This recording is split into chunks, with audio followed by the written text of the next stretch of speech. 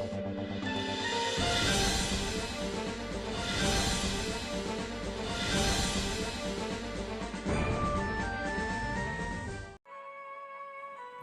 मध्य बुझामणा जदि भूल है तेबे तेबे केवल संपर्क रे फाट हुए हृदय रे फाट हुए गभीर आघात लगे। समय समय कथा कही न थाए सत, किंतु ठीक समय रे किए पर किए आपणर सबकिछि चिन्हई दी थाए।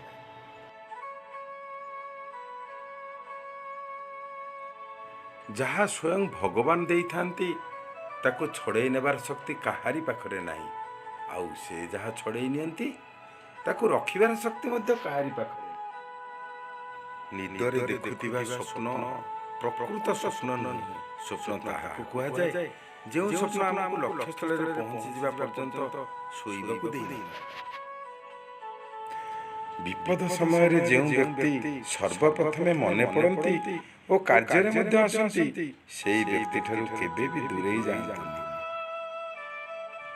पेशेंस रखिबा एवं साइलेंस रहिबा एभली दुईटी कार्य जहाँ मनुष्य केवल मेंटाली स्ट्रांग करे नाही, इमोशन को मध्य स्ट्रांग कराई दैଥାଏ।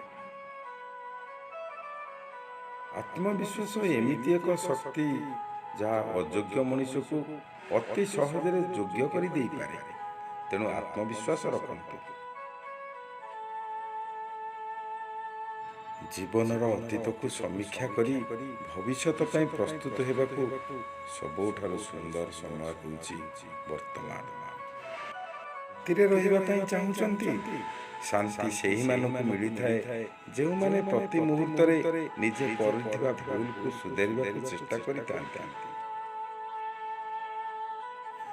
जीवन नौकारे भाबी चिंती पाद रख, कारण एठी एमिति लोक अछंती जे तुमको बुड़ेइबा पई सदा सर्वदा चेष्टा रे थांती। जाहाको तुमे पहरिबा सिखाइतलो एमाने हेले सेही माने।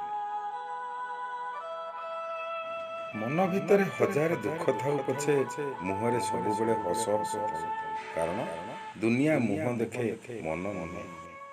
तुम सहित थिबा संपर्क को विश्लेषण कले मते लागुछि आम संपर्क केतेबेले सागर ठारू आहुरी गभीर तो आउ केतेबेले मरुभूमि ठारू आहुरी। जदि कोन कार्य सफलता पाई पारु नाहंती तेबे कार्य शैली परिवर्तन आनंतु। निजर चिंताधारा रे नुहे, निजको दर्पण भली करिबा उचित, कारण दर्पण आगको जदि खराब मनुष्यटे आसी जाए तेबे से निजको सुधारी दिए, आउ जदि भल मनुष्यटी आसे तेबे से तार भल गुण को आहुरी बढ़ाई दिए। जानिछंती ए दुनिया रे सबठारु बड़ संपत्ति हेउची निजर बुद्धि, शक्तिशाली अस्त्र हेउची धैर्य, सबठारु भल सुरक्षा हेउची विश्वास, भल औषध हेउची हस, सबठारु आश्चर्य कथा ये सब मागणार ही मिली। शांति रे रहिबाकू हेले दुईटी शक्ति निहाती दरकार, एक रे सहिबा शक्ति, दुई रे बुझिबा शक्ति। याको जे पाइछि से शांति रे जीवन यापन करिछि। जीवन रास्ता रे से पर्यंत चलिबा छाड़ंतु नहीं जेउ पर्यंत निज लक्ष्य स्थल रे न पहुंची पारिछंती। जदि प्रकृति रे फल पाइबा थिबो तेबे तुमको कहिबाकू पड़िबनि कि तुमे तांका ठारू कोन चाहछ, तुमे कहिबा पूर्व से बुझी जिबा कथा। समय बहुत मूल्यवान, तेणु प्रथमे स्थिर कर जे तुमे जहा सहित सेही मूल्यवान समय बिताउछ सी ठीक लोक तो। दुख कहिबा और दुख शुणिबा मध्य अनेक फरक थाए, कहीं शुणुथिबा लोकटी केवल अनुभव करि थाए, किंतु कहूथिबा लोकटी दुख को अंगे लिभाइछि, तेणु से जानिछि दुखर कष्ट। धर्म धर्म सबुबले रास्ता देखाए, आ कर्म लक्ष्य स्थल रे पहुंचाई देइଥାଏ।